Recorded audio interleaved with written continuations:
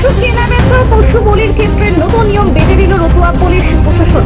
এই বিকল্প রাস্তা বার করে দিন, নইলে তো আমাদের মরা ছাড়া কোনো লাইন নেই। খাবো কি আর গরুকে খাবো? মানে গরু কুরবানি করতে দিক, আর না হলেও এই লোক আত্মহত্যা মরে যাবে, সরকারের দায় নিতে হবে। 1-2 বছর পরে গোমাতাকে খাওয়ায়, তাহলে 14 বছরের জন্য কিছু কিন্তু আমাদের গোমাতা আদালতে গলায় দড়িতে মরলে ভালো হয়। তো সরকারকে বলবো এইভাবে না মেরে আমাদের হাতে বিষ তুলে দেখ, আমরা বিষ খাই। সুপ্রিয় দর্শক, ফেসবুক বা ইনস্টাগ্রাম খুললেই আমাদের বিশেষ করে পশ্চিমবঙ্গের কথা বলি, চলছে কিন্তু গরু জবাই করা যাবে না, মুসলিমদের জন্য আজান বন্ধ অ্যান্ড এক্সেট্রা অ্যান্ড এক্সেট্রা। মানে মুসলিমদের উপর যে অত্যাচার, সেই অত্যাচারের দৃষ্টান্তটা ফেসবুকে সোশ্যাল মিডিয়াতে কিন্তু দেখতে পাওয়া যাচ্ছে। এরকমই একটা চর্চা কিন্তু বর্তমানে সোসাইটিতে চলছে।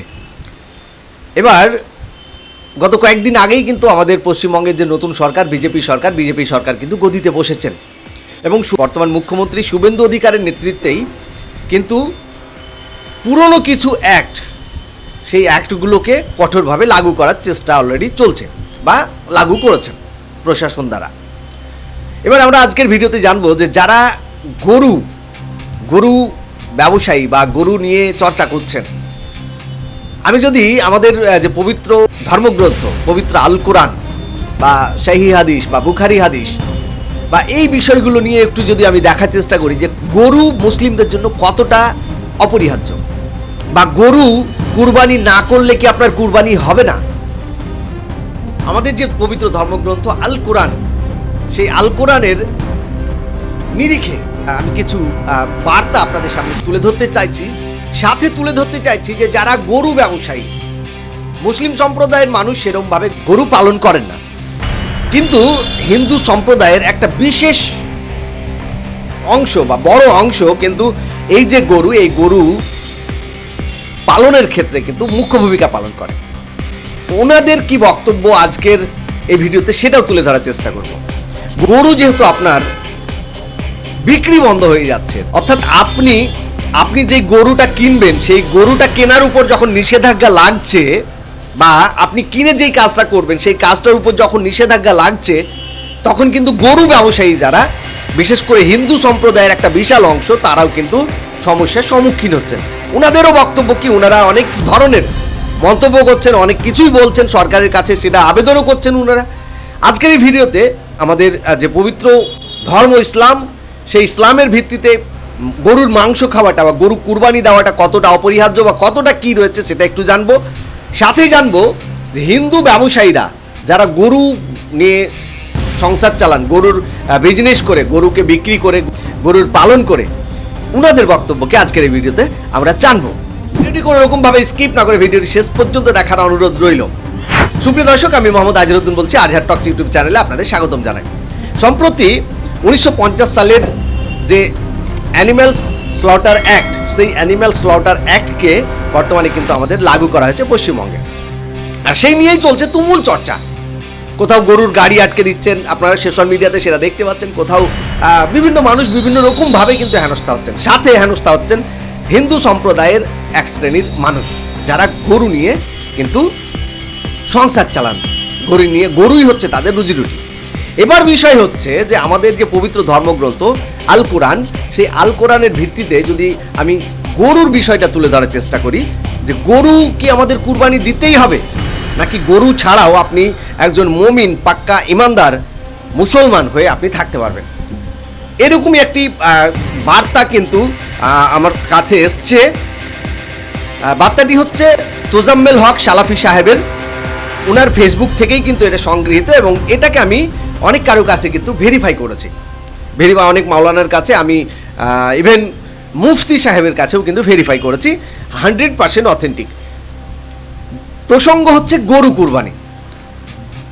কুরবানি করা সুন্নাতে মুআক্কাদা, এটা কোনো ফরজ ইবাদত নয়, বিধায় কুরবানি না করেও আপনি পাক্কা মুসলমান থাকতে পারবেন।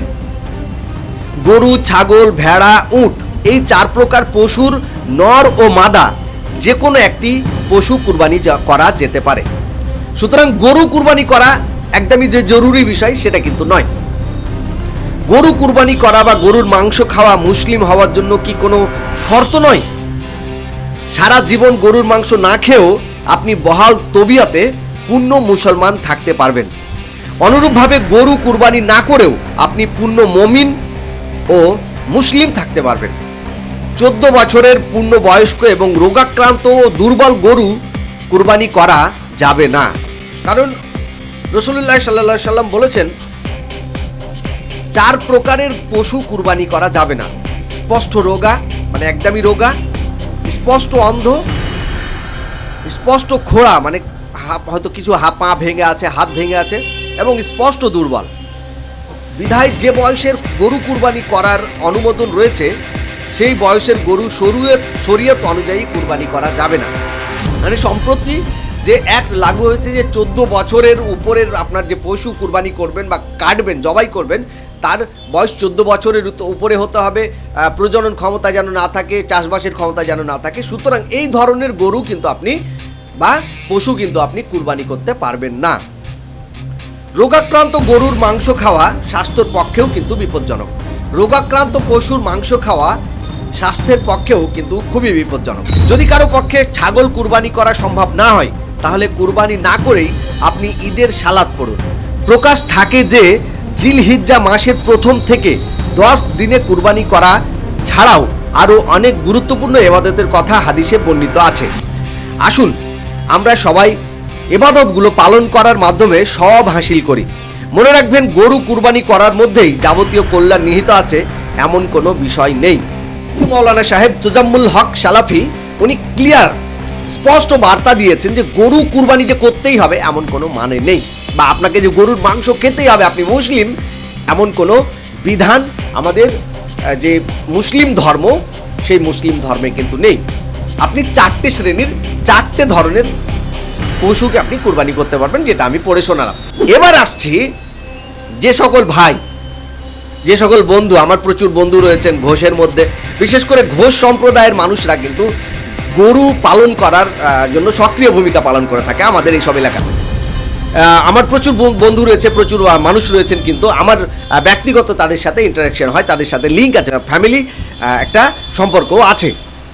এবার সেই সকল মানুষ কি বলতে চাইছেন, সে সকল মানুষেরও একটা বক্তব্য যে যখন ওনারা গরু পালন করছেন, পালন করার পরে হাটে নিয়ে যাচ্ছেন বিক্রি করার জন্য, তখন হাটের যে যারা ক্রেতা, বিশেষ করে মুসলিম সম্প্রদায়ের মানুষরা, তারা কিন্তু গরু কিনছেন না। ইভেন মুসলিম সম্প্রদায়ের মানুষ অনেকে এই প্রশ্নটাও তুলছেন যে আপনাদের তো গোমাতা গরু, আপনারা কেন বিক্রি করছেন, এই প্রসঙ্গটাও কিন্তু তুলছেন। এবং সেই সকল হিন্দু ভাই বন্ধুরা দাবি করছেন কি, আপনারা একটু শুনুন, তারপরে বুঝতে পারবেন। গরুকে খাওয়াবো কি? আমাদের গরু কুরবানি করতে দিক, আর না হলে এই লোক আত্মহত্যা মরে যাবে, সরকারের দায় নিতে হবে। গরু সব নিয়ে গিয়ে আমাদের নবান্নকে দাঁড় করাতে হবে। বছর পরে গোমাতাকে খাওয়ায়, তাহলে এই 14 বছরের জন্য কি শুধু তোমাদের গোমাতা? এই বিকল্প রাস্তা বার করে দিক, নইলে তো আমাদের মরা ছাড়া কোনো লাইন নেই। এক্ষুনি যে তাহলে গলায় দড়িতে মরলে ভালো হয়। তে সরকারকে বলবো এইভাবে না মেরে আমাদের হাতে বিষ তুলে দেখ, আমরা বিষ খাই। আমাদের তো গরু বিক্রি না করলে আমাদের চলবে না। দাবি করছেন সরকার যে নতুন আইন নিয়ে এসেছে সেই আইনের নিরিখে আমরা গরু বিক্রি করতে পারবো না। তাহলে আমাদের যে সংসার, আমাদের যে রুজি রুটি, আমরা তো আজীবন জন্মের পর থেকে আমরা গরু পালন করে আসছি এবং সেটা বিক্রি করে আমরা আমাদের সংসার চালাই। তাহলে আমরা আমাদের সংসারটা চালাবো কী করে? ইভেন অনেকে এরকমও দাবি করছেন যে আমরা সমস্ত গরুকে নিয়ে চলে যাব নবান্নে। কিছু রিপোর্টে, সোশ্যাল মিডিয়ার কিছু ভিডিওতে সেই ভিডিওগুলো কিন্তু ভাইরালও হয়েছে। সেই জিনিসটা আপনারাও হয়তো দেখেছেন, আমরাও দেখেছি। সুতরাং মুসলিম সম্প্রদায়ের হয়তো যে সমস্যার কথা ভাবছেন অনেকেই, যে মুসলিম সম্প্রদায়ের সমস্যা হতে পারে, আমার মনে হয় না, আমি একজন মুসলিম ছেলে হয়ে বলছি, মুসলিম সম্প্রদায়ের মানুষের সেরকম সমস্যা হবে না। কেননা যে আমাদের যে পবিত্র আল কোরআন বা রাসূলুল্লাহ সাল্লাল্লাহু আলাইহি সাল্লাম, হযরত মুহাম্মদ সাল্লাল্লাহু আলাইহি সাল্লামের যে বাণী, সেই বাণীর নিরিখে যদি দেখা যায়, তাহলে গরু খাওয়া বা গরু কুরবানি করা, গরুর মাংস খাওয়া একদম যে বাধ্যতামূলক এমনটা কোনো বিষয় নেই। সুতরাং সমস্যাটা হবে না। সমস্যাটাই হয়তো পড়তে পারেন অনেক হিন্দু সম্প্রদায়ের ভাই বন্ধু দাদারা, ওনাদের বক্তব্যটাও কিন্তু খুবই গুরুত্বপূর্ণ। ওনারা সরকারের কাছে দাবি করছেন ওনাদের যে রুজিরুটির যে জায়গাটা, সেই রুজিরুটির জায়গাতে লাথি মারা হচ্ছে। দর্শক, আজকের এই যে আইন, এই আইন কিন্তু আজকের আইন নয়। এই আইন 1950 সালে কিন্তু অ্যানিম্যাল স্লটার অ্যাক্টের যে নিয়ম, সেই নিয়ম কিন্তু কার্যকারী হয়েছে। সুতরাং আপনারা অনেকেই বিভ্রান্তি সৃষ্টি করছেন যে গরু খাওয়া যাবে না, সরকার এই করে দিয়েছে, ওই মুখ করে দিয়েছে, তমুক করে দিয়েছে। এটা কোনো বড় বিষয় নেই। এটা আগে থেকে আইনটা ছিল, আজকেও নতুন করে, কিন্তু আমাদের পশ্চিমবঙ্গে এতদিন লাগু ছিল না। অনেক জায়গাতে কিন্তু লাগু আছে, আগে থেকেই লাগু আছে। সুতরাং আপনার গরু কুরবানি করতেই হবে এমন তো কোনো বিষয় নেই। সুপ্রিয় দর্শক, আজকের এই তথ্যমূলক একটি ছোট্ট ভিডিও, ইনফরমেটিভ ভিডিও আপনাদের কেমন লাগলো অবশ্যই কমেন্ট বক্সে জানাবেন। ভিডিওটিকে জনস্বার্থে প্রচার করুন, কেননা সবাই যেন সচেতন হয়ে যায়, সবাই যেন জানতে পারে যে না, গরুর যে বিষয়টা বর্তমানে যেটা একেবারে সোশ্যাল মিডিয়ায় এক চর্চিত বিষয়, সেই বিষয় নিয়ে পবিত্র যে ধর্মগ্রন্থ আল কোরআন বা আমাদের যে সম্প্রদায়, সেই মুসলিম সম্প্রদায়ের মানুষের কাছে কি বার্তা দিতে আল কোরআন থেকে, এবং হিন্দু সম্প্রদায়ের যে সকল ভাই বন্ধু দাদা দিদিরা গরু পালন করে ওনাদের সংসার চালান, ওনাদের কি দাবি সবাই যেন জানতে পেরে যায়, তার জন্য ভিডিওটিকে শেয়ার করুন। এরকম আরও সুন্দর তথ্যমূলক ইনফরমেটিভ ভিডিও পেতে আজহার টক্স ইউটিউব চ্যানেলটি আপনারা সাবস্ক্রাইব করে পাশে থাকা বেল আইকনটি অন করে সাথে রাখবেন। আবারও দেখা হবে সুন্দর কোনো একটি ভিডিও নিয়ে। এই ভিডিওটি শুধুই মাত্র জনস্বার্থে প্রচারের জন্য, জনগণকে সচেতন করার জন্য, একটি সতর্কমূলক বার্তা দেওয়ার জন্য কিন্তু ভিডিওটি করার কোনো অন্য কোনো ইন্টেনশন কিন্তু নেই। জয় হিন্দ, জয় ভারত।